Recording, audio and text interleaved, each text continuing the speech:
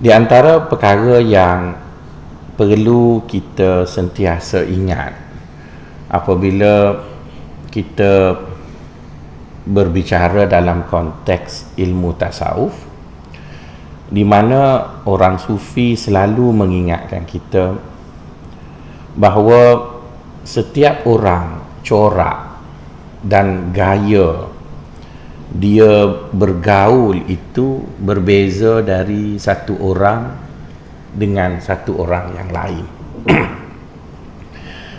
Berbeza tuan-tuan belajar fiqh ataupun tuan-tuan belajar hadis dengan ustaz fiqh ke dengan ustaz hadis, di mana ustaz hadis dan ustaz fiqh mereka suka kepada satu kaedah yang dia panggil generalisasi. Bahasa Arabnya dia panggil takmim. Maksudnya dia sebut satu perkara, kemudian dia generik. Kemudian daripada generalisasi itu, dia pun kata siapa tak serupa yang ni, tak betul. Itu cara orang fiqh ataupun ulama hadis berfikir. Maka bentuk sedemikian tuan-tuan dapat lihat begitu ketara pada ustaz-ustaz hadis ataupun ustaz fiqh. Maka sebab itulah tidak hairan bila tuan-tuan mengaji fiqh, mengaji hadis dengan ustaz-ustaz ni, dia punya corak mengajarnya, hak ni tak betul, hak ni betul, hak ni tak betul, hak ni betul, hak ni tak betul, hak ni betul. Maka lama-lama tuan-tuan pun jadilah orang Islam yang suka jadi hakim tak bertauliah. Tak betul, ni betul, ni tak betul, ni betul, ni tak betul, ni betul. Jadi gitulah. Maka lama-lama membentuk satu corak hidup beragama, bahawa orang yang mari masjid ni antara cirinya dia suka cari hak tak betul. Dia gitulah. Itu saya tak kata siapa-siapa tak betul ya, cuma saya nak sebut bentuk orang tu gitu. Tapi bila tuan-tuan mengaji tasawuf, orang tasawuf akan pesan dekat tuan-tuan. Kata dia, setiap manusia ni kita perlu buat kelompok bagi mereka. Ya, dia kena ada kelompok. Di mana kelompok A, dia tidak boleh mengukur kelompok B menggunakan kayu ukur dia. Demikian juga kelompok B tidak boleh ukur kelompok C mengukur kayu ukur dia. Di mana setiap manusia yang dikelompokkan itu mesti bergerak, dinilai, melakukan perkara-perkara merujuk kepada kelompoknya tadilah.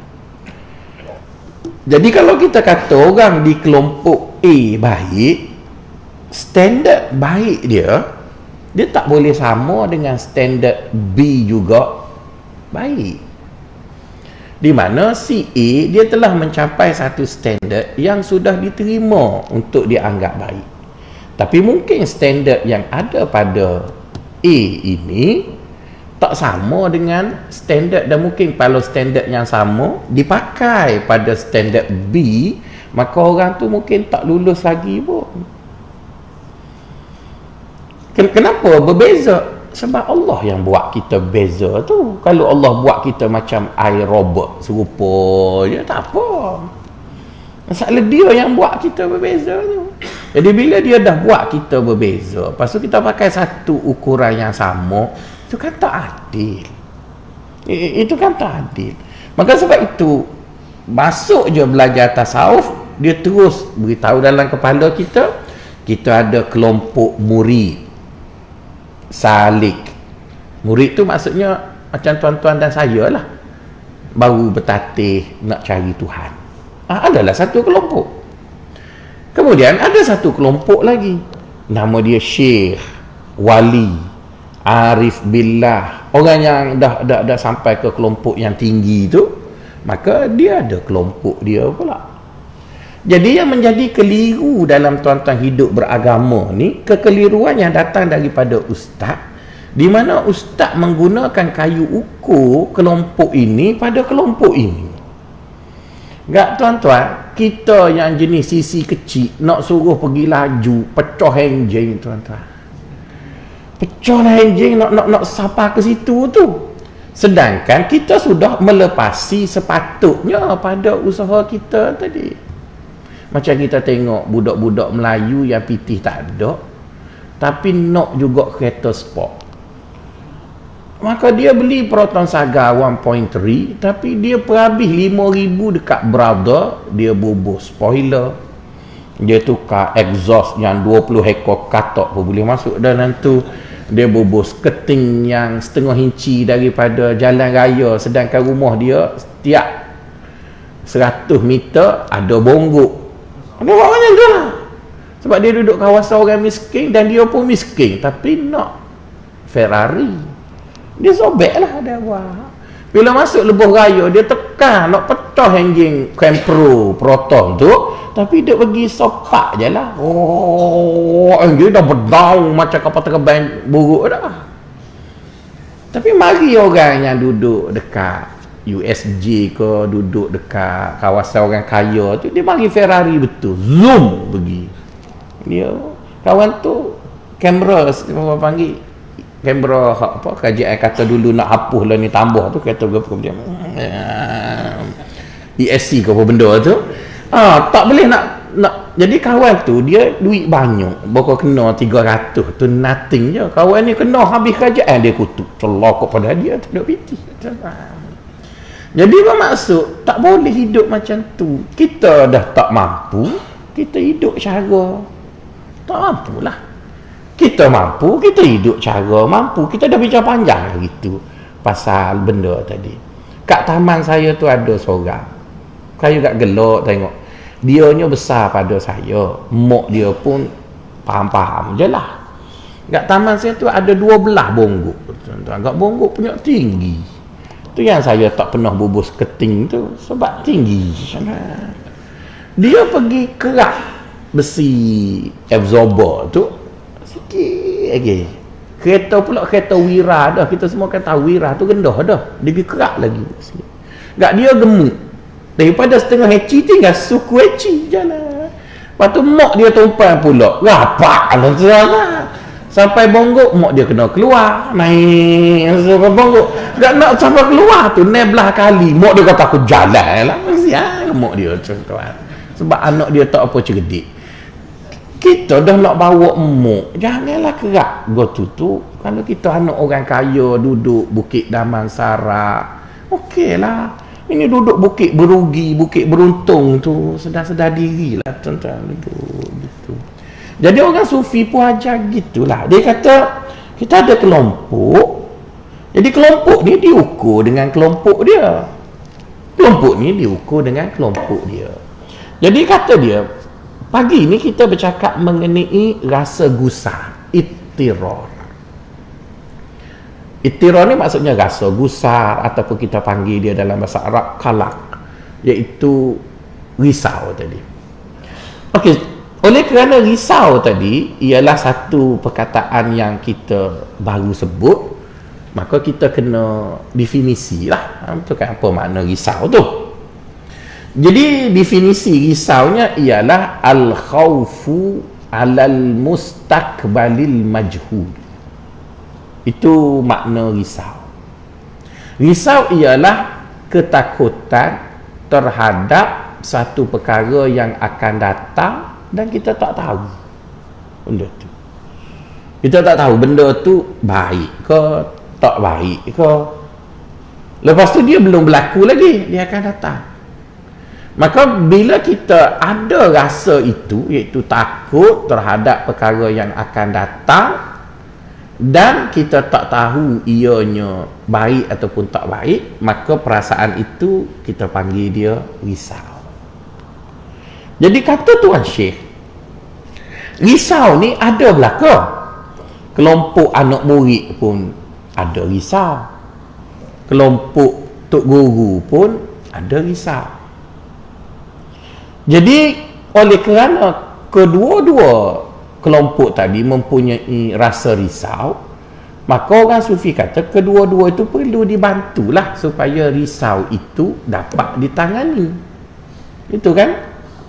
Jadi orang sufi perlu mencirikan kerisauan pada kelompok murid terlebih dahulu, barulah boleh diselesaikan persoalan itu. Dan orang sufi akan mencirikan ciri risau pada kelompok syekh ataupun kelompok zuhar, kelompok orang-orang alim ni pula, barulah boleh begitu. Semalam saya bergaduh dengan isteri, jadi dia masuk tidur awal. Saya pun tengok satu cerita Mak Saleh. Baguslah cerita tu. Cerita tu tajuknya lupa dah, tak ingat dah. Cerita bagaimana British menghadapi serangan Jerman. British menghadapi serangan Jerman.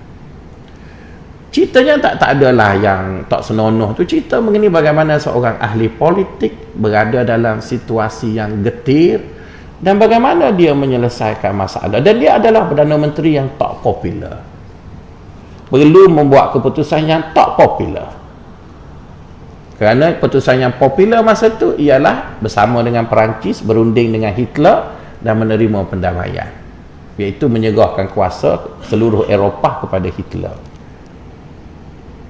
Raja British tak setuju, tapi takut nak cakap kerana dia tak nak ambil risiko peperangan. Perdana Menteri pada tu terpaksa mengambil risiko nangguh perang. Jadi tuan-tuan, yang bagusnya cerita tu dengan kuliah subuh kita pagi ni, Perdana Menteri itu takut sangat. Sebab dia dan kabinet lah paling rugi berbanding dengan rakyat. Rakyat susah lama dah, kalau perang pun meneruskan susah yang dah susah tu. Dia paling takut sebab dia akan hilang harta, hilang arak yang duduk minum selama ni. Dia lagi risau sebab rakyat dah minum air kosong lama dah, dia masih duduk minum arak lagi. Hitler datang, kalau dia nak teruskan dengan hidupnya ada arak, pakai kod, makan sedap, dia kena jadi boneka Hitler. Kalau dia buat jadi boneka Hitler, dia berperang dengan maruah diri dia. Kalau dia nak pertahankan maruah diri dia, dia kena turun macam rakyat jadi kuli. Yang paling risau tuanku raja. Dia pun pusing punya risau. Tuanku marilah rumah dia, sama-sama pening. Tuanku Sultan kata, macam mana? Dia kata, saya orang paling takut tuanku. Tuanku kata, bukan kau, aku lagi takut. Dia pun takut juga.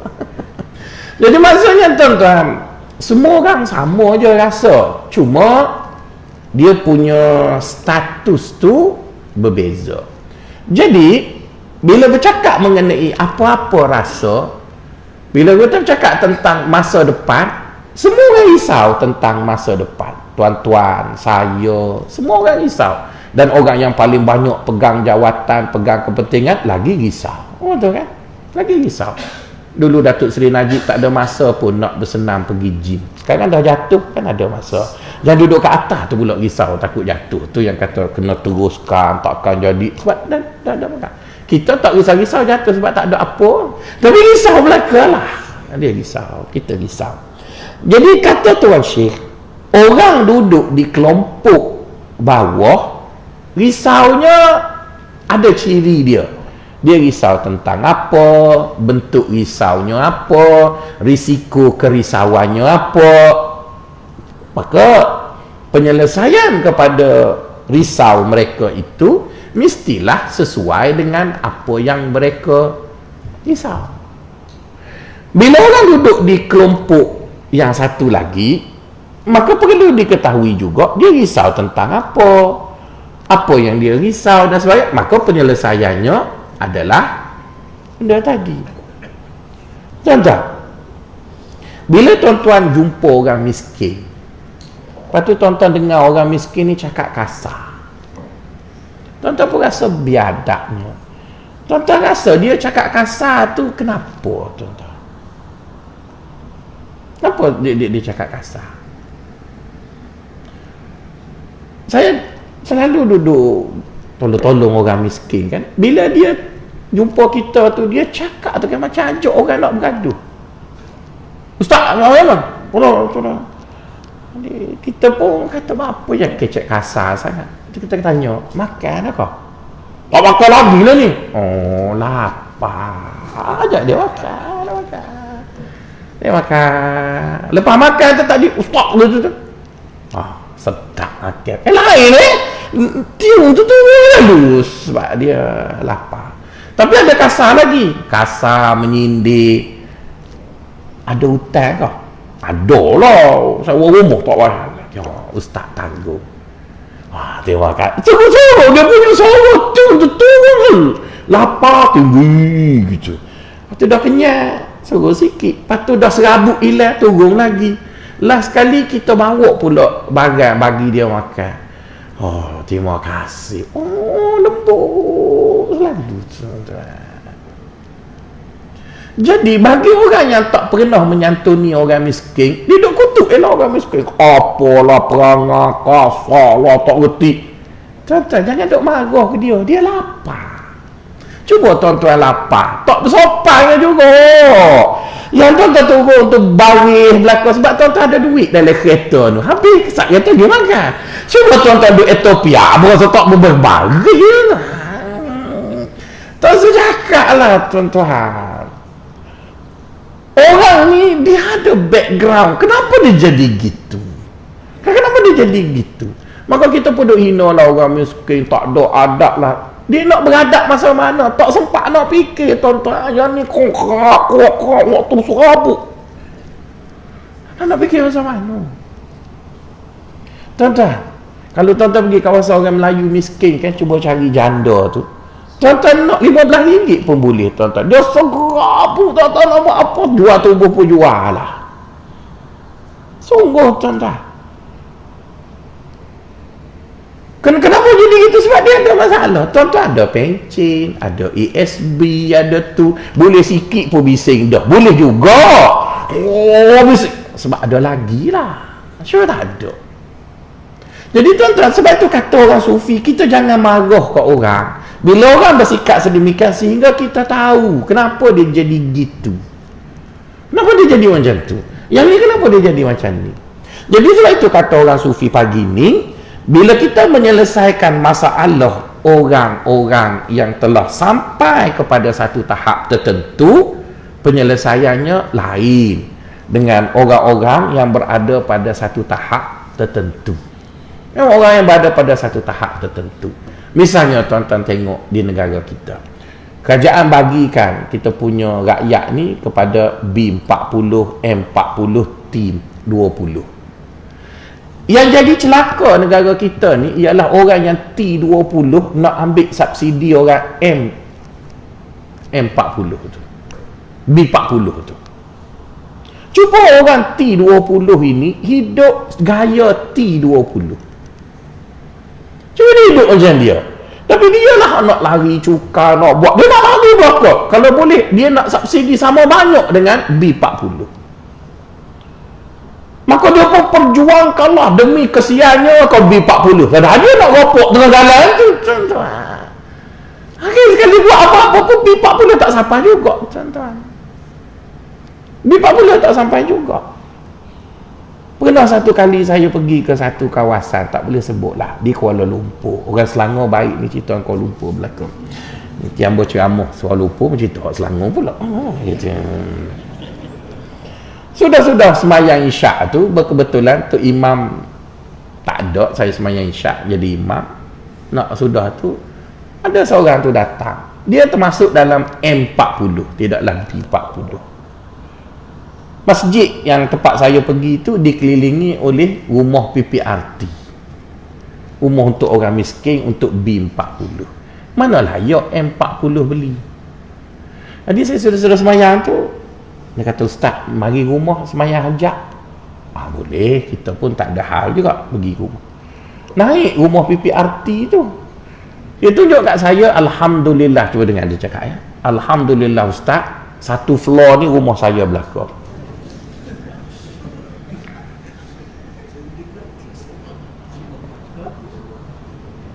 Tuan-tuan, Alhamdulillah nipu tu alhamdulillah.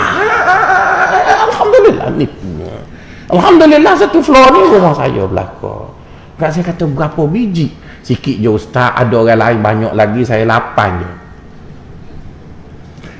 Saya kata kejap saya sakit perut. Saya turun tak balik-balik tuan-tuan. Banyak ajak apa pada perokok tuan-tuan. Banyak apa perokok. Cuma perokok pakai jubah pergi masjid. Boleh dia. Jadi dia lah pejuang B40. Tapi dia kan M40 nak naik ke T20 dah. Merokok hak B40 tu lah. Tak bila selesai masalah rumah orang miskin.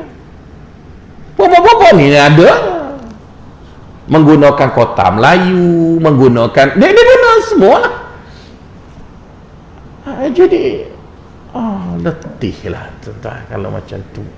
Bila nak selesai masalah, buatlah dasar yang macam mana pun, setiap peringkat ada perompok dia. Perompok-perompok inilah yang banyak bercakap. Yang B40 ni tak ada sempat nak bercakap, kena kerja je. M40 je lah yang bercakap. Untuk M40 dirompok oleh T20. Semua perompok belakang dekat tengah jalan. Jadi dia berlakonnya pakai jubah lah apa. Saya tak naik pas sudah. Pada tu pergi bulan depan saya tanya Tok Bila. Dia kata kenapa ustaz tak datang, kita orang tunggu lama. Entah jelas semayang rumah perompok. Dia kata saya pun tak tergamuk juga, dah ustaz tinggal saya. Tak apalah gitu.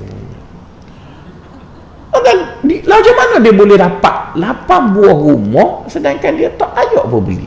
Caranya proksi lah. Dia bagi orang miskin minta duit tu, dia buat duit dia bayar. Tapi rumah dia belakang gitu.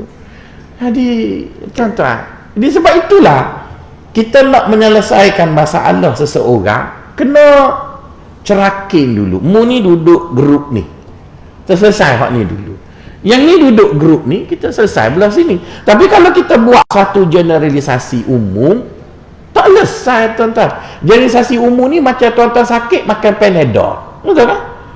Boleh seguguk pun Panadol, sakit gigi pun Panadol, sakit kepala pun Panadol. Boleh, tapi masalah tu dia tak selesai. Dia meredakan yang ada, selesai. Tapi kalau nak selesai masalah, dia tak boleh pakai Panadol. Dia kena cari puncanya mana. Jadi untuk mencari punca, perlu dikelompokkan dahulu. Jadi sebab itulah orang sufi dia tak suka generalisasi. Dia tak suka generate, buat umum gitu. Itu perangai orang fiqh dengan orang hadis. Tapi saya tak katalah orang fiqh orang hadis tu salah. Cuma cara dia berfikir macam tu. Orang sufi dia kelompok begitu. Jadi kelompok kita pada pagi ni dia sebut satu je. Jadi bila Tuan Syekh sebut satu, tukar hurai kena sebut satu lagi lah. Dia tak boleh dia disebut sosok je lah. Dia ada dua. Satu kelompok yang dia sebut kat sana tadi ialah orang-orang yang telah sampai kepada Allah. Zuhad, arif billah. Orang-orang yang dah sampai pada Allah tu, dia ada juga kegusaran. Manakala kelompok yang kat bawah, iaitu orang-orang biasa macam kita ni, ada kegusaran. Okey tuan-tuan, sebelum kita sebut kegusaran itu bagaimana harus ditangani, maka kena kita ingat bahawa hidup di dunia ini kita ada hakikat dan kita ada apa yang dipanggil lazim. Hakikat tu maksudnya perkara sebenar. Yang mana lazim pula ialah perkara yang kelihatan. Jadi sebenar lain, kelihatannya lain. Misalnya lah tuan-tuan yang pakai kereta Continental ni. Saya dulu nak beli juga, tapi ramai kawan-kawan yang juru jual kereta Continental nasihat kat saya, akhirnya tak beli juga. Dulu bila kawan-kawan kat pejabat saya semua ada Mercedes, BMW, saya seorang yang tak ada. Dia pun kutuklah saya, dia kata kotak punya orang, malu nak parking sebelah kereta buruk ni, nak gede. Yelah, aku beli jugalah gitu. Tanya juru jual Mercedes, juru jual BMW, hak pencing-pencing kan, mari masjid ni, tanya dia. Dia cuma cakap kat saya, ustaz nak suruh saya cakap tipu ke cakap betul? Cakap betul lah, dah taubat dah kan, nak tipu apanya. Dia kata, ustaz, kereta ni, kereta apa pun 6 bulan je rasa sedap, lepas pada tu serupa. 6 bulan tu memang berasa macam korun, hamam macam gitulah. 6 bulan. Lepas 6 bulan tu ataupun lepas tahun, ustaz, serupa je. Sebabnya dia keluar model baru, kita tak tengok dah kita. Serupa je. Jadi bermaksud kereta apa pun sama je, yang bezanya keperasanan tu. Perasaan. Itu je.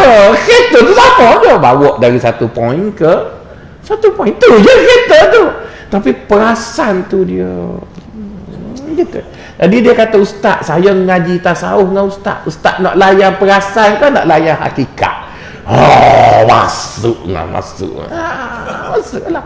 Maksudnya dia punya ilmu kita ajar dia tu, dia apply dalam dua kereta. Masuk. Tu bagus. Nasihat yang baik. Tu yang pakai kereta lama tak tukar-tukar. Sebab satu orang beza. Belanda mati belakang, ustaz.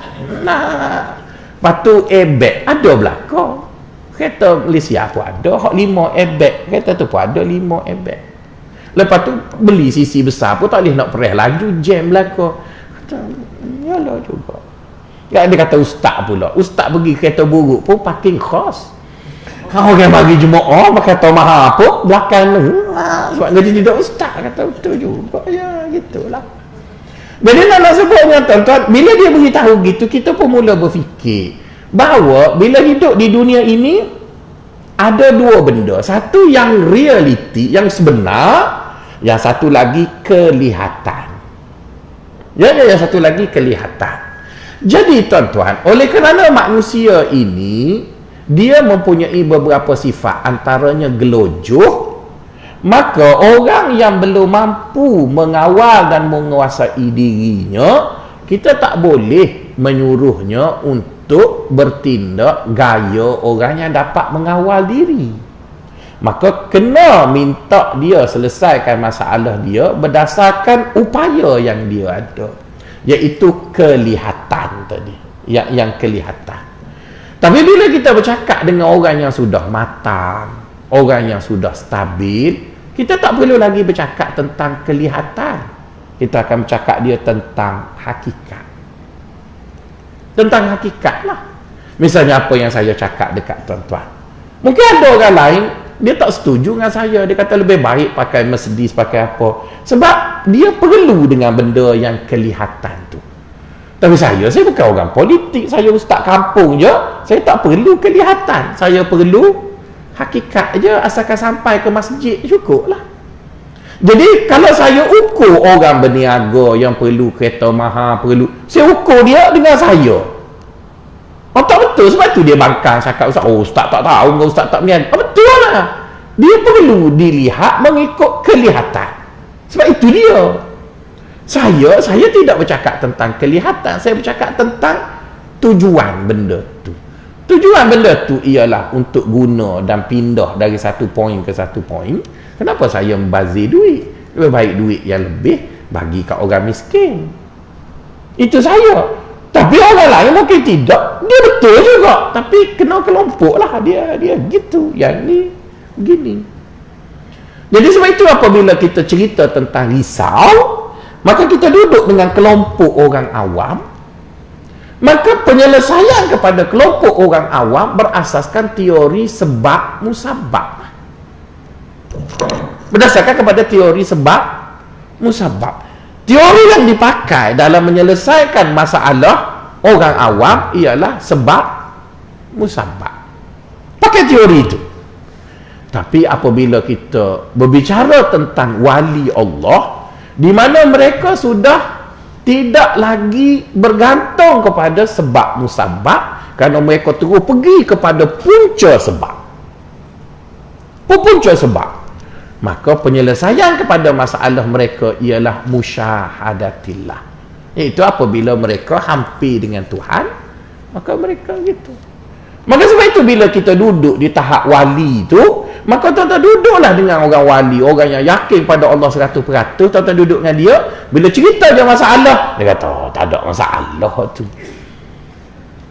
Kita cerita kat dia masalah tu nak pecah kepala kita. Bagi dia, tak ada masalah. Dia tak ada masalah. Kita cerita apa kat dia? Allah. Macam dia. Tapi cuba jawab benda tu dekat orang belah sini. Ngekatok kursi kita. Jawab apa gitu. Tapi jawapan tu tak salah. Tapi di sana lah. Jawapan yang kat sini pun tak salah. Tapi di sini lah. Di sini. Jadi sebab itu kata Tuan Syekh, kesilapan memberi jawapan kepada sesuatu itu adalah tak baik. Kerana dia tidak berfungsi. Tuan-tuan, kalau tuan-tuan kena penyakit kronik, kenapa doktor akan tanya dua soalan bila sebelum bagi ubat? Dia kata, ada alahan apa-apa ubat ke? Yang dia tanya benda tu? Kerana menunjukkan bahawa pembentukan diri kita tidak sama dari satu orang ke satu orang.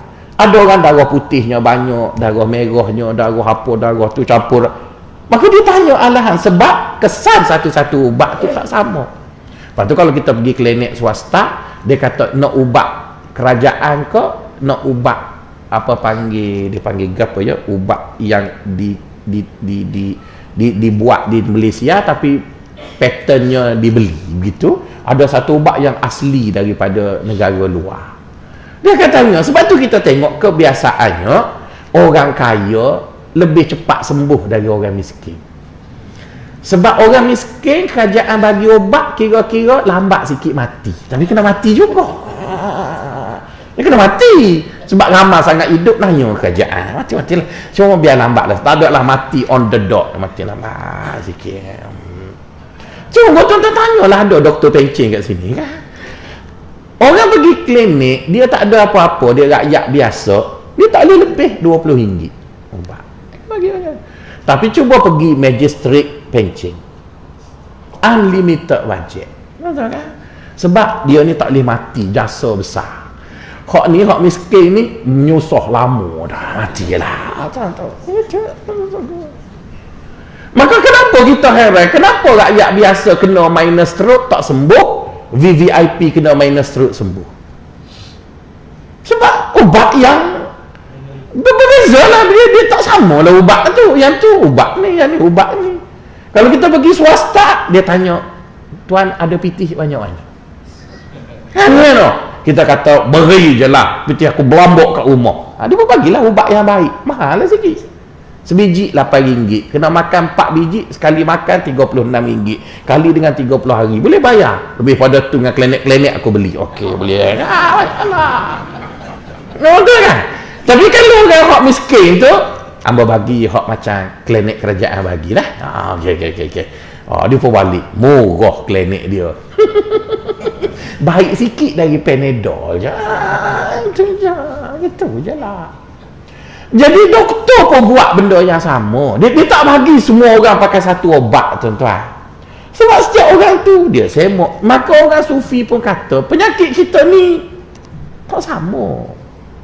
Yang penyakit kita tak sama. Jadi bila tak sama, semuanya nak diberi Panadol, maka masalah lah.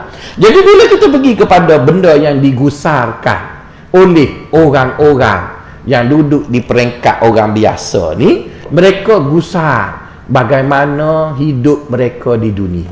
Mereka gusar yang tu je lah. Mereka gusar pasal rezeki, mereka gusar pasal naik gaji, barang mahal. Benda tu yang ada pada orang awam. Jadi, awak jangan bercakap pasal musyahadatillah. Dia tak faham. Dia tak faham, tuan-tuan. Dulu masa saya duit tak cukup, tuan-tuan, saya pergi rumah orang kaya tu, dia beli lukisan abstrak.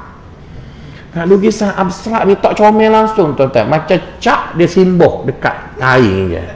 Kan? Macam gitulah, gitu. Ada seorang apa panggil pengerusi bank dekat Kota Damansara. Kat rumah dia tu ada tempat landing helikopter pergi. Jumpa kat tangga nak naik bilik dia tu. Dia kata, Ustaz, berapa agak-agak lukisan kita dalam hati. Kalau aku tobat tak beli dalam hati lah, maka kita pitih tak ada kan gitu. Saya kata ada kok dalam 10,000. Sekali lagi 10,000. Orang tengok rumah lah pula ustaz, orang tak letak 10,000 kat rumah macam ni. Yalah juga ni. Lepas tu berapa? Murah je ustaz, 160,000. Aduh, 160,000 macam tencak dia simbah gitu. Kenapa saya tak faham? Sebab PT tak ada. PT tak ada. Sekarang ada duit sikit, perut pun dah bucik. Pandai pula tengok abstrak. Mana ada. Apa makom naik lah. Cuma geti makom apa. Tuan-tuan. Ada seorang tu dia mari daripada Parsi. Dia hadiah saya, dia panggil Singot Ali. Satu lukisan besar, buat khat lah, tulis hasbunallahu wa ni'mal wakil, tapi dia buat macam muka singa kepala Ali. Dia bagi kat saya. Lepas tu dia bagi kat saya peluk, dia kata memang tulisan ni cantik. Kita pun dah hurai gaya orang kaya lah, bukan kita kaya dah kan. Ini cantik. Dia pun tengok kat saya, dia kata, doktor tahu ya semua detail ni. Nampak je macam driver taksi, tapi filosofinya tinggi. Dia. Kenapa pandai ulat? Sebab perut kenyang lah. Perut kenyang, boleh mikir, boleh. Cuba saya naik motor kapcai. Apa ni? Allah Ta'ala dia cantik apa satu tuan-tuan. Jadi orang ni kan tuan-tuan, dia berupa kena raih lah semua benda tu. Sebab bukan orang yang duduk kat bawah je nak masuk syurga, orang yang kat atas pun masuk syurga juga. Jadi Tuan Syekh kata orang yang duduk dalam lingkungan orang biasa, kerisauan mereka belegar benda yang ada di dunia je lah, benda yang ada di dunia. Adapun kerisauan wali-wali Allah, kerisauan orang-orang yang sudah dipanggil arif billah, mereka tak risau dah dunianya, kerana mereka lama dah tinggal dunia tu, cuma tubuh je duduk di dunia. Yang mereka risau, mereka dapat bertemu tak dengan Allah dan dapat kekal tak duduk dengan Allah. Jadi dua pihak mempunyai dua kerisauan yang berbeza, tetapi sama-sama risau. Yang tu pun risau, yang ni pun risau. Jadi kata orang sufi, orang yang duduk dalam kelompok wali ni, kerisauannya tidak akan terhenti. Dia gusar manjak, risau, sehinggalah dia dapat dua perkara. Sama ada dia bertemu Allah kerana mati, ataupun dia dapat diberi muka syafat, iaitu dapat bersama dengan Allah dalam hal-hal sakarat, ataupun dalam keadaan dia berzikir dan dia berada bersama dengan Allah. Maka masa tu kita tengok dia tenang sangat. Jadi macam tu ya. Jadi bagi dia risau kerana dia sudah melepasi tahap kerisauan terhadap dunia. Maka sebab itu Ibnu Athaillah tulis buku Isqatut Tadbir. Jangan buat apa-apa dalam hidup ni. Jadi buku tu tuan-tuan tak boleh baca. Bukan buku tu salah, tapi buku tu dibaca oleh orang-orang yang makamnya telah sampai kepada Allah, kira-kira mereka tak risau dah pasal dunia. Mereka buatlah. Jadi kalau saya ajar buku tu kat sini, mesti tuan-tuan takkan setuju dengan saya. Tapi tuan-tuan tak boleh nak kata buku tu tak betul, kerana ada orang telah sampai ke tahap situ yang dia kata kalau saya buat apa, misalnya kalau tuan-tuan berujuh dengan Tuan Syekh Ibnu Athaillah, bila tuan kata kita hidup di dunia kena rancang, kena buat sesuatu, maka kita akan dapat. Maka dia tanya, cuba tengok ayat akhir, awak sebut maka ke awak sebut pasti? Dia kata maka. Apa makna maka? Atas sikit dari maybe, tapi tak sampailah mesti. Kenapa tak berani bubuh mesti? Sebab Tuhan juga menang. Betul tu. Jadi awak punya level, maka saya punya level, Allah mesti beri bila Allah nak beri. Tak boleh pakai ustaz. Mai saya bagi satu cerita. Tuan-tuan nak ulang macam mana? Cerita ni saya biarkan tuan-tuan ulang sendirilah. Tak faham, tanya untuk guru lain. Satu hari Imam Nawawi dengan Imam Malik, dia dengan tok guru dia. Maafkan saya, Imam Syafi'i dengan Imam Malik, dia duduk dua tu berdebatlah anak murid dengan tok guru ni mengenai macam mana nak dapat rezeki. Imam Syafi'i kata nak dapat rezeki mesti usaha, kena usaha, dan usaha tadi mesti kena dengan caranya maka baru dapat rezeki. Tu Imam Syafi'i kata. Imam Malik kata nak dapat rezeki Allah yang beri, tak payah buat apa. Imam Syafi'i kata tak boleh, kena usaha. Dia kata usaha pun kalau Allah tak nak beri tak dapat juga, baik biar Allah yang beri. Tapi dua-dua tu lapar. Dua-dua ada teori. Yang si Imam Malik pun ada teori, tapi teorinya jangan buat apa-apa. Yang anak muridnya ada teori juga. Teori dia kena buat sesuatu baru kenyang. Dua-dua lapar. Bombang duk bahas dua teori tu. Gonggang. Lepas tu Imam Syafi'i nampaklah ada orang lalu ke depan dia duduk tu jual apple. Imam Syafi'i kata, Tuan Syekh, tengok teori aku ni betul ke tidak. Dia pun pergi dekat orang jual apple, dia pun minta kerja. Dia kata, boleh tak saya tolong tuan untuk dapat 2 biji apple. Dia kata tolong. Dia pun tolonglah orang yang jual tu. Sudah tolong, tuan jual apple tu bagilah 2 biji. Lepas tu bawa dekat tok guru dia. Dia kata, tengok teori saya betul, iaitu saya berusaha, dengan usaha yang betul maka saya dapat 2 biji apple, maka sebab tu kita boleh makan. Imam Malik kata Allah yang beri, sebabmu yang kena kerja, aku tak buat apa, tak boleh juga.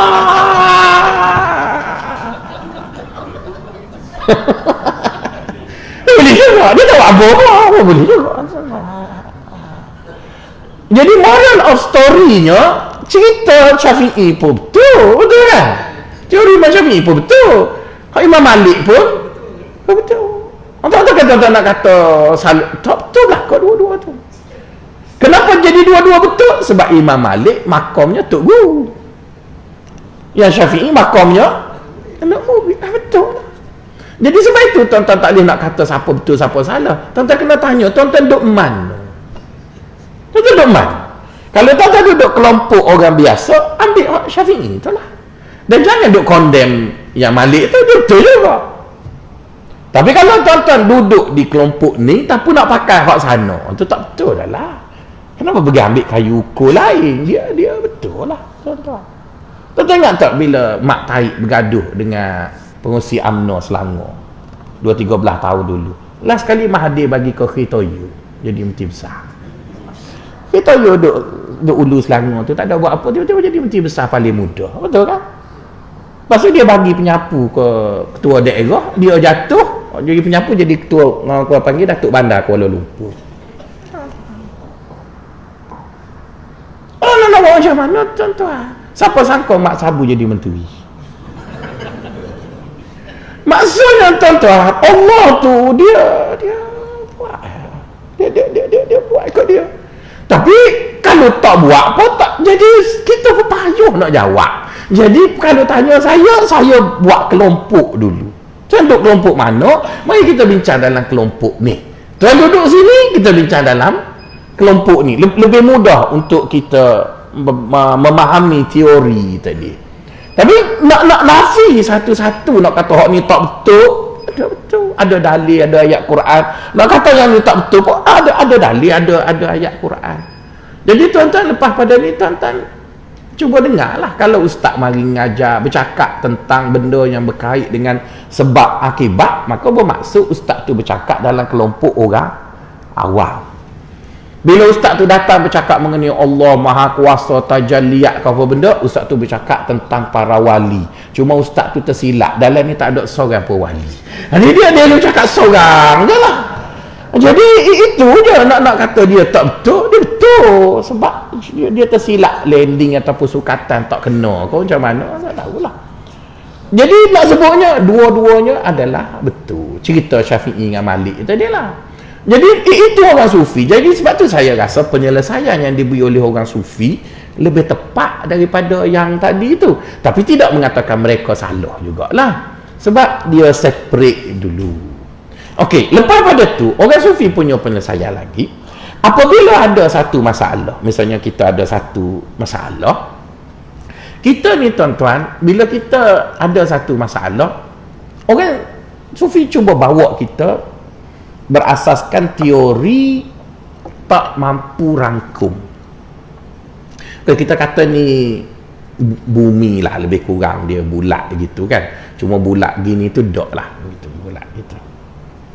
Allah Ta'ala sebut dalam Quran, kata dia la tudrikuhul absar wa huwa yudrikul absar. Kata Allah, kamu manusia tidak mampu untuk mencakupi Allah, sedangkan Allah mampu untuk mencakupi kamu. Maksudnya Allah nak beritahu mu manusia, kalau tengok satu benda, kamu tak boleh tengok daripada seluruh aspek. Tak boleh. Macam ni benda bulat, saya hanya boleh tengok sini, saya tak nampak yang sini. Sebab saya manusia. Tuan-tuan, begitulah. Itu realiti manusia. Beza dengan Allah. Allah dia tengok gitulah, 3D tu kan. Dia tengok belakang, manusia tu tak boleh. Jadi bila kita tahu manusia tadi tak mampu nak tengok macam tu, maka sebab itulah bila tuan-tuan sembang dengan siapa guna ayat mutlak, tuan-tuan kata dia tak pandai mikir. Misalnya kita sembang-sembang, dia kata kau tahu lah, kau tahu belakang, nepo tu. Mana ada belakang, tuan-tuan? Mana ada belakang? Belakang ni Allah. Mu tak tahu belakang. Tuan-tuan percaya kau Hak Rafizi punya invoke tu? Ada betul, ada tak betul. Askar, perisi-perisi askar dan polis royak ke Perdana Menteri di MNL lagi, tapi berabah berterabuk tuan-tuan. Mana ada betul belakang? CIA punya hebat, tapi nak cari Osama bin Laden tak jumpa juga. Jadi bermaksud dalam dunia ni tak sedar takutlah orang kata dia tahu belakang, tak ada tu. Batu siapa yang kata dia tahu belakang bermaksud dia tak tahu belakang. Tuan-tuan. Maka sebab itu saya tak suka sangat ustaz suka bercakap guna ayat mutlak. Itu suka sangat. Dia cakap-cakap sikit, inilah Islam, dia kata. Tapi kalau tak serupa awak, kafir kah? Misalnya ada orang lain berpandangan berbeza dengan awak. Dia kan dia ustaz juga, adakah dia kafir? Jadi kenapa awak guna ayat mutlak tu? Nabi tak apa sebab dia Nabi, awak bukan Nabi. Awak hanya boleh sebut ini kefahaman saya tentang perkara tersebut. Pada hemat saya ianya begini. Okey. Sebab mungkin pada pandangan awak ada orang lain ada pandangan lain yang awak duk generate semua tu apa? Kenapa awak buat generate semua? Adakah semua betul begitu? Saya lain macam awak. Adakah saya kafir? Dah awak kata awak ia Islam. Habis saya tak Islam. Saya tak Islam. Itu yang bergaduh PAH dengan PAN. PAN kata aku Islam juga, cuma baik dengan DAP. Gitu. PAH kata saya Islam juga, cuma baik dengan MIC. Kata gua pening kita. Jadi kena terima bahawa dia satu pandangan. Okeylah satu pandangan. Kenapa ustaz cakap gitu? Tuhan pun sebut la tudrikuhul absar. Mu tak boleh tahu satu isu dalam semua. Tak boleh tahu. Tok Mahathir pun tak tahu agung gimana. Ambil cuti sakit benda lain. Maksudnya tak tahu tuan-tuan. Dia tahulah. Mungkin paling-paling tinggi dia kata dia boleh tahu kebanyakan. Maka sebab itu orang sains, orang yang ahli-ahli akademik, bila dia jumpa satu penemuan, dia tak kata mutlak, dia kata setakat ini. Kenapa dia sebut setakat ini? Kerana ada lagi data yang belum collect. Sebab dia guna eksperimen tu, dia ambil sampel je. Dia tak ambil semua sampel. Dengan harapan sampel-sampel lain yang tak diambil itu mempunyai nilai yang sama pada sampel yang begitu. Maka kadang-kadang hasil yang ditulis oleh jurnal tu 5 tahun lepas tu orang ambil sampel lain pula. Maka sebab itu ilmu tu berkembang. Maka samalah juga bila agama ustaz suka guna ayat mutlak, itu yang jadi Pening tu lebih baik dekat ustaz tu buku pun sebuah je dia baca. Sebutlah pada hemat saya, pada faham saya tentang benda ni. Setakat yang kita baca macam ni dia okeylah, kita pun rasa okeylah. Setakat hamba dengar banyak ni, hamba ikut ustaz dulu. Nanti kok bulan depan ustaz baca hak lain, ada hak lain pula. Jadi tak adalah saya kata ustaz nipu. Misalnya ada seorang ustaz tu, dia kata siapa kata amin masa khutbah, maka dia tak dapat pahala khutbah. Jadi kita hormat dia sebab dia mengajar hadis lah, mengajar apa. Kita hormat sangat kat dia. Tapi bila dia kata gitu tak boleh, maka kita kata tak okey ustaz ni, tak terfikir yang kita lepas baca Fatihah tu kita sebut amin. Kan? Pas masa sembahyang subuh tadi kan Tok Iman sebut waladhdallin, kita pun amin. Sama je ibu masuk. Jadi kalaulah amin itu dianggap bukan bahasa Arab dan amin itu dianggap bercakap, habis hak main subuh. Lepas tu kunut. Dan dah sembahyang juga. Allahumma hdina fi man hadait. Amin. Lepas tu apa tak bakit. Jadi sebab tu pada saya, yang dia mengajar hadis tu kita hormat sangat. Tapi bila dia sebut satu-satu benda, kita pun fikir. Maka okeylah. Tapi janganlah kata siapa-siapa. Janganlah kata begitu. Pada faham saya begitu, maka sebab itu saya tak buat. Okeylah, tak adalah terkejut sangat. Tapi bila dia buat mutlak begitu, gitu, apa jadi gitu Jadi silapnya suka menganggap satu benda itu bila dia faham sesuatu, maka dia seorang dia betul. Orang lain pun faham juga, tuan-tuan. Orang lain pun faham juga, orang lain pun baca juga. Jadi beritahulah itu pandangan saya. Itu pandangan saya, punya pandangan begitu. Jadi kita pun hormat, kita tak kurang pun. Jadi samalah juga bila saya hurai tuan-tuan kitab hikam. Tuan-tuan mari jumpa saya, ustaz ambil mana? Hamba duk tengok kitab hikam tu tak ada dalam buku tu. Oh tak ada lah, moga hamba pensyarah universiti dia tak baca sebuku. Dia baca banyak buku. Hak mari ngajar baca buku tu, dia tak baca buku lain, buku tu je. Tu tutor kat universiti dia panggil, bukan profesor. Tuan-tuan pernah jumpa profesor universiti bawa buku kilik? Mana ada, dia pergi tu kocok-kocok tu dia apa cakap itulah. Tapi tuan-tuan carilah, kalau salah tuan-tuan tanyalah saya. Lepas tu saya tunggu makan dengan tuan-tuan tu, dah salah tegur lah. Tapi tuan nampaknya tak salah, tak salah apa betul dah lah tu. Sebabnya dia diambil dari buku sana, campur-campur. Kalau saya bawa belakang kan, nampak warok sangat saya, tuan-tuan buku pun tak bawa. Jadi kira serupa lah, sama-sama tak bawa. Gitu je. Jadi buku tu untuk ambil berkat ada lah, gitu.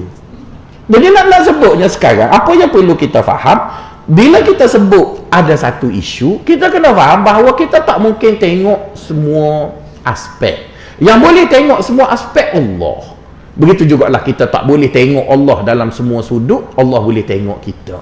Jadi itu yang saya faham bila bercakap la tudrikuhul absar.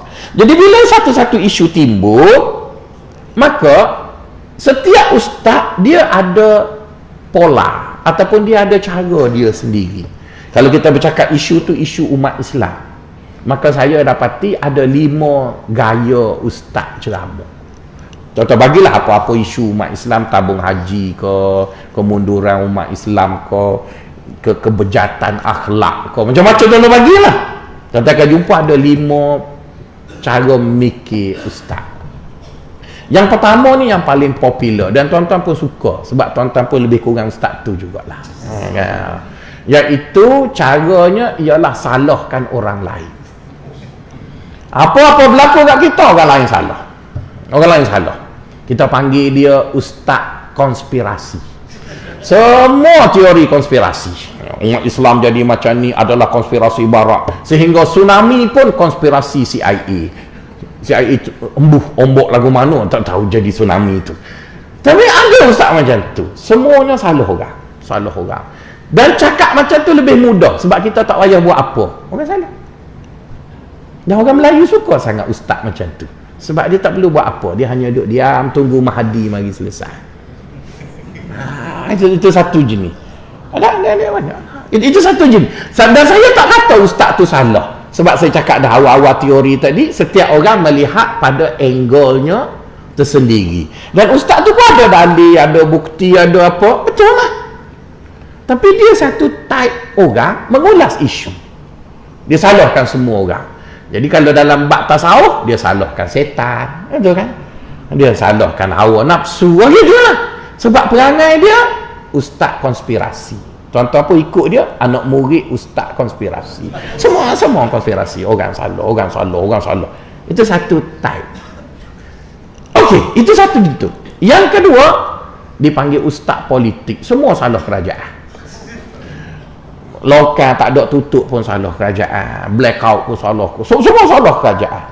Dululah dia pembakar, sekarang dia dah jadi kerajaan, hak jadi kerajaan dulu pula salahkan dia pula. Tapi dia jenis begitulah, semua politik, makan nasi malah di gereja, demam, politik je. Tapi ada betulnya juga, nak kata salah berlaku pun tak juga, sebab dia tengok dari satu angle dia. Betul juga. Angle yang ketiga ataupun usap yang ketiga ialah semuanya kerana iman tak kuat. Kena kuat iman baru selesai. Maka kena keluar, kena pergi semua begini. Kita pun heran kenapa Bangladesh orang kuat iman pun tak selesai-selesai juga. Tapi dia ada juga orang macam tu. Nak kata tak betul pun dia ada dalil, dia ada ayat Quran, dia kata. Tapi dia satu sudut lah. Dia satu sudut. Yang ketiganya ialah kerana ekonomi. Maka sebab itu dia ceramah setengah jam, dia jual barang setengah jam. Kan? Ada juga macam tu. Hak nombor 5 baru saya, jauhnya lah.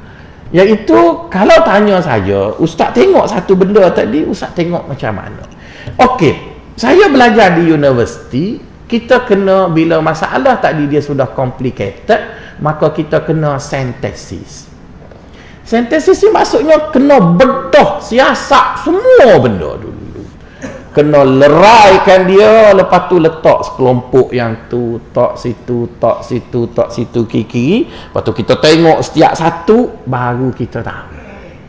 Kalau kita asyik duk salahkan orang, kita cerita mengenai Zionis merancang untuk kita ni lemah.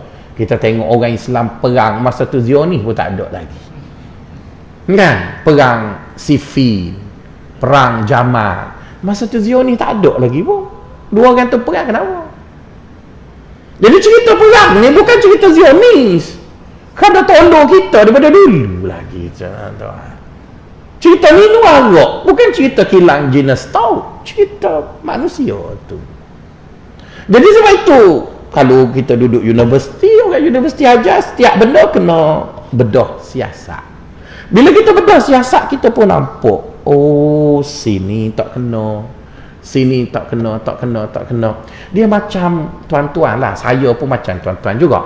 Saya takut sangat pergi rawatan buat apa panggil cek menyeluruh, sebab bila dah cek tu nanti disahkan sakit. Sakit tak apa, tapi jangan sahkan. Allah, sah tu gezek tuan-tuan. Saya tahu saya ada darah tinggi, saya muak dah, tapi saya tak pernah pergi klinik untuk mengesahkan darah tinggi tu. Jadi saya kawal sendiri, tinggi hari ni, tidur banyak sikit, gitulah. Perangai orang Melayu takut ke doktor, gitulah. Kita ceramah ke orang, kita pun buat juga cimani. Saya teh cimani tiap-tiap hari, tapi belum disahkan lagi lah. Sebab nak pergi klinik tu takut, lebih rela beli obat sendiri. Jangan didaftar dekat Kementerian Kesihatan Ahmad Faisal ke Cimani. Aduh, jadi kadang-kadang kita mikir macam tu. Sebenarnya yang betulnya kita bedah, kita tengok kita ni salah kat mana. Jadi saya pakai macam tu. Saya tak suka salahkan orang, saya tak suka salahkan kerajaan saja, saya tak suka bila, tapi dengan tidak menafikan bahawa orang lain pun betul juga. Cuma bila tuan-tuan tanya saya, macam itulah saya berfikirnya. Okey, tuan-tuan bertanya lagi, ada sandaran tak yang ustaz mikir macam ni?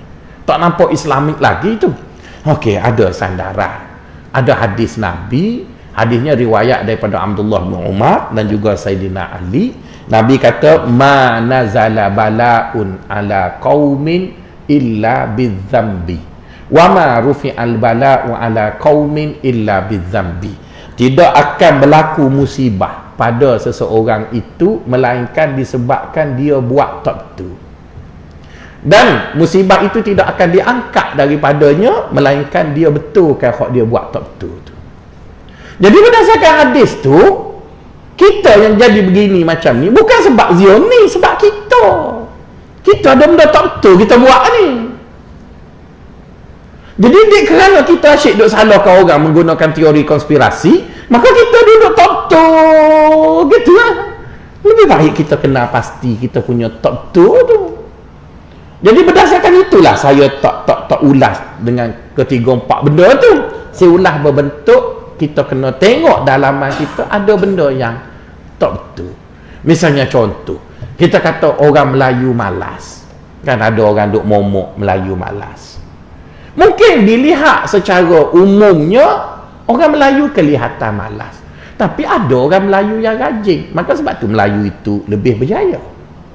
Jadi sekarang penyakit itu hendaklah dicari puncanya, duduk kat mana, apa yang menyebabkan jadi begitu. Mesti ada sebab benda tu.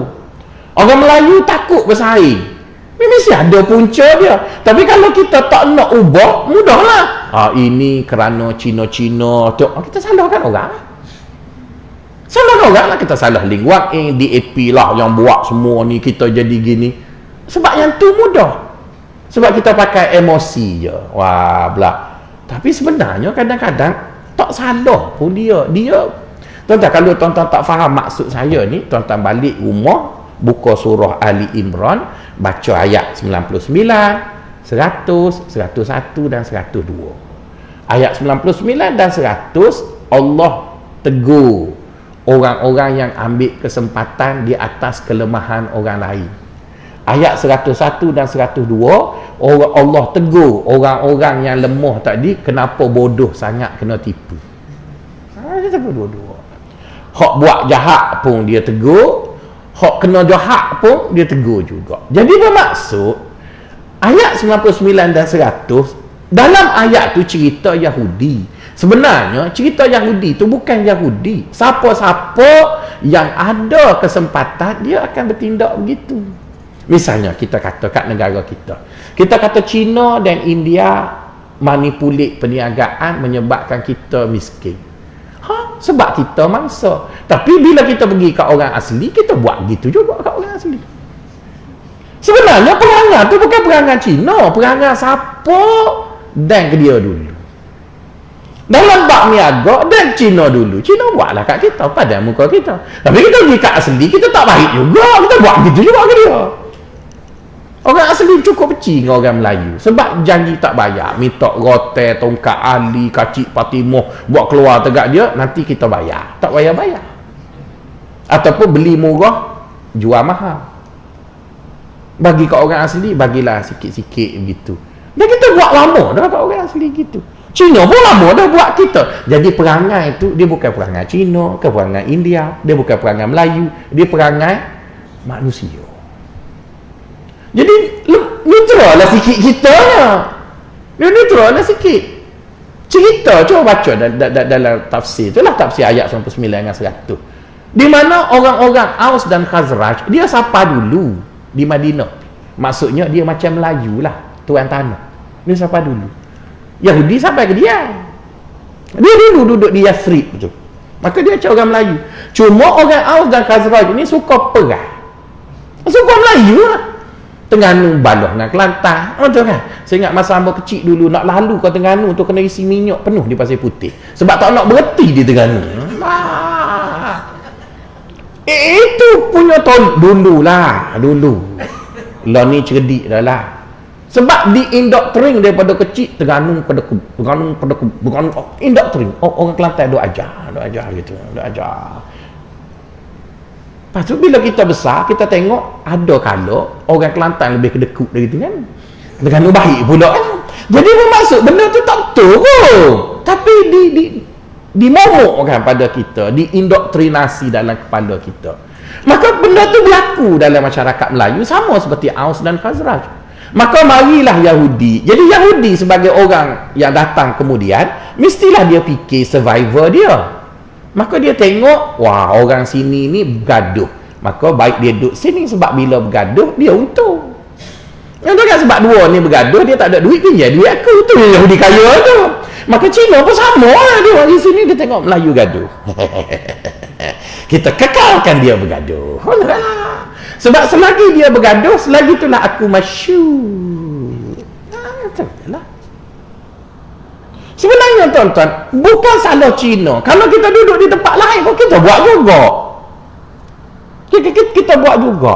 Tak percaya orang Melayu yang pergi ke Kelantan. Mana orang Melayu, orang Perak ke orang apa, dia pergi ke Kelantan, dia tengok, dia scanning orang Kelantan. Orang PAS dengan orang UMNO bergaduh. Betul kan? Jadi bila PAS orang UMNO bergaduh, dia pun buka kedai duduk tengah-tengah, dia tidak pati mana-mana. Betul kan? Orang UMNO pun beli, orang PAS pun beli. Dia untung. Dia tak laku mana-mana. Yang penting masyuk sebab aku mari jauh. Tapi kedai orang Kelantan mampu kerah sebab orang PAS je lagi beli ya. Dia sama je. Tak payah marah kat DAP tu. Marah pun dia kuat dah. Kita kena marah kat kita. Apa kita perangai uduk? Kenapa kita bodoh tipu demo sobo? Jadi bermaksud tuan-tuan, bila bercakap tentang orang bawah, maka penyelesaiannya macam tadilah. Tapi bila bercakap dengan wali, orang tak cakap macam tu dah. Wali Allah belaka, dialah punya sebab, dialah yang hakiki dia. Betul lah, dia wali. Tapi kalau bercakap kat bawah, kita duk cakap hak wali tu, maka tu yang orang kata ustaz tak landing tu. Nak landing mana dia duk bawa hak tahap lain tu, tuan-tuan. Tu jalan. Dulu tuan-tuan, masa saya tak ada pitih, saya kata tolu orang makan dengan apa panggil, dengan sudu. Tak ada feel dengan tangan. Tapi bila kita dah ada duit, kita dah pakai seluar, satu seluar pun harga 200, takut besar lagi. Tu yang pakai dengan sudu tu. Yang penting stylenya ada. Orang kaya tuan-tuan, dia takut mati sebab tu dia makan sikit, tapi ada style. Orang miskin dia payah jumpa, sekali jumpa tu balas dendam tu. Jadi yang tu betul juga, yang ni pun betul juga tuan-tuan. Lepas tu kalau pergi hotel, pergi makan steamboat, kalau tuan-tuan nak suruh tuan kedai tu bengkerak, bawa orang kapur dia makan. Oh, tu kedai lah steamboat tuan-tuan. Sebab tu steamboat tak ada kapur, dia ada bandar. Sebab orang bandar ni dia bawa bining-bining takut gemuk, tok laki pun takut gemuk, jadi bayar mahal, makan sikit, tapi ambil gambar, krek balik. Gitu aja. Cuba aja orang. Ambo tuan-tuan, bila duduk sini kan orang tahu kita pun ustaz ada pitih sikit. Setiap kali orang PAS mari demo kat sini, ambo ajaklah AJK PAS kawasan ke apa. Jom kita pergi belanja kat steamboat. Oh, puas hati Ustaz Faisal. Tapi kat hot tu kedai tu tengok. Masuk pukul 7, pukul 10 tak terbit lagi tuan-tuan. Oh, akan songong. Lah steamboat kan asalkan jangan bazir. Oh, nyobobo, nyogoreng, kena tengok. Muncullah jangan-jangan. Contoh kita ajak, kalau ajak tiap-tiap hari tutup kedai. Orang bandar dia pergi sekejap je, setengah jam dia ada kerja lain nak buat. Bayar sama je RM35 je. Tapi dia, jadi sebab itu ada benda boleh dibuat di bandar, tak boleh buat kampung. Ada benda boleh buat di kampung, tak boleh buat di bandar. Jadi itu je konsep orang sufi. Tak ada pelik-pelik apalah. Bila faham benda tu begitu, yang ni begini, maka tanya satu soalan, tengoklah awak duduk kelompok mana, jawapan tu dalam kelompok itu. Awak duduk mana, jawapannya dalam kelompok itu. Jadi kalau tuan-tuan ngaji tasawuf dengan saya, kenapa ustaz ajar tak sama dengan ustaz lain? Ya, ustaz lain mungkin ajar dia beranggapan tuan-tuan ni wali dah. Yalah, saya beranggapan tuan-tuan lebih kurang saya je. Jadi kita cerita yang tu jelah. Tapi nak kata salah tak juga sebab kita buat macam tu. Nampak tuan-tuan pun dah tutup buku dah. Setakat itu dulu. Wassalamualaikum warahmatullahi taala wabarakatuh.